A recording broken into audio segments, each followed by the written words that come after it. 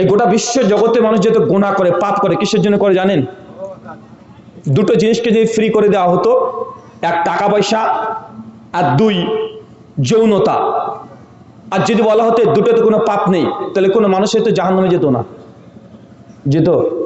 যদি বলো তো যৌনতা ফ্রি, মানে যাকে মন চায় তার সঙ্গে শুয়ে থাকবে, কোনো সমস্যা নাই, যাকে পছন্দ তার সঙ্গে শুয়ে থাকবে, ফিজিক্যাল রিলেশন করবে। মানে এই ব্যভিচার, যৌনতা, জেনা, ব্যভিচার, এগুলো যদি পাপ বা গুনাহ না হতো, মানুষ সবাই পৃষ্ঠাবে বসে থাকতো। তাহলে গুনাহ কই? গুনাহ খুঁজে পাবে না। আর অর্থনীতি, টাকা পয়সা রোজগার, মানে হালাল হারাম, এই দুটো যদি না থাকতো, তাহলে মানুষ আর জাহান্নামে যেত না। ইসলাম এই দুটো জিনিসকে কন্ট্রোল করেছে। ইসলামী অর্থনীতির পাশাপাশি আগে জীবনের বাস্তবতা বুঝেন। জামে তিরমিজি হাদিস 2417, আল্লাহ নবী বলছেন কিয়ামতের মাঠে প্রত্যেক আদম সন্তানকে 5খানা প্রশ্ন করা হবে। কয়টা? আরো জোরে, কয়টা? 5টা। প্রথম প্রশ্ন, আন উমুরহিম, তোমাকে যে বয়স দিয়েছি, হায়াত দিয়েছি, এই হায়াত কোন কাজে ব্যবহার করেছো, কোন খাতে তুমি ব্যয় করেছো? কড়াই গন্ডায় সেদিন আপনাকে হিসাব দিতে হবে কিয়ামতের মাঠে। আপনাকে তৃতীয় চতুর্থ যে প্রশ্ন করা হবে যে তুমি কোন পথে টাকা রোজগার করেছো আর কোন পথে টাকা ব্যয় করেছো। মানে কিয়ামতের মাঠেও আল্লাহ সুবহানাহু ওয়া তাআলা টাকা যে কোথা থেকে ইনকাম করেছেন, এটাকে চিটারি করে টাকা ইনকাম করেছেন, প্রতারণা করেছেন মানুষের সঙ্গে, বাটপারি করেছেন, দাড়ি বাটকাতে কম দিয়েছেন, সুদের টাকা, ঘুষের টাকা, পর্নোগ্রাফির টাকা, ইউটিউবে অ্যাড চলেছে, ন্যাংটামে এসেছে, ওইখান থেকে মনিটাইজেশন অন করে ওই টাকা রোজগার করেছেন। কোথা থেকে টাকা রোজগার করেছেন, কিয়ামতের মাঠে প্রত্যেকটা হিসাব আপনাকে দেওয়া লাগবে। শুধু টাকা রোজগার নয়, টাকা কোথায় দান করেছেন, এই দানের হিসাব আল্লাহ নেবেন। প্রশ্ন কটা হবে টাকা প্রসঙ্গে? কথা বলেন।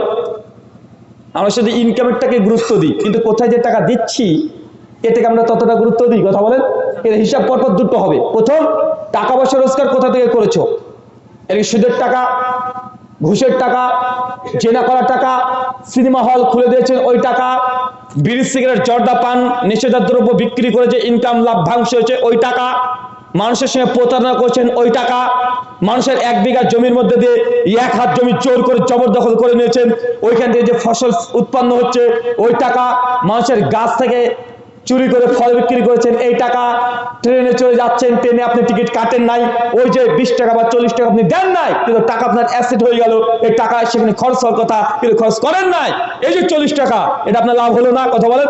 এখন এই টাকা মানে কোথা থেকে টাকা রোজগার করেছেন? 1 কেজি কেরোসিন তেল দোকান থেকে কিনতে গিয়েছেন, দোকানদার 950 গ্রাম দিয়েছে। 1 লিটার পেট্রোল কিনতে গেছে, বোতলে আছে 900 গ্রাম, 1 লিটার দাম নিচ্ছে।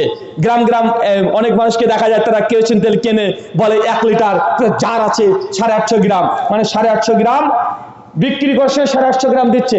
আর গ্রাম গ্রাম যখন কিনছে ওই জার, ওটা 1200। হয় কি হয় না? কথা বলেন চাচা, হয় না? গ্রামে গ্রামে কেরোসিন তেল কিনছে, ডিজেল কিনছে, ওখানে দেখা যাচ্ছে যে জারটা আছে ওটা আলাদাভাবে তৈরি করা, বলছে 1 লিটারের জার, কিন্তু আটে আসলে কত? 1200 গ্রাম। আবার দোকানদার ওই গিয়ে দোকানে বিক্রি করছে, ওর জন্য আবার আলাদা ধোঁয়া, আলাদা পাত্র, ও আবার যে ধোঁয়া করে মেপে দিচ্ছে ওটার 1 লিটার না, ওটা 850। মানে কেনা আর বেচা, আগে 400 গ্রাম ও মেরে দিয়েছে।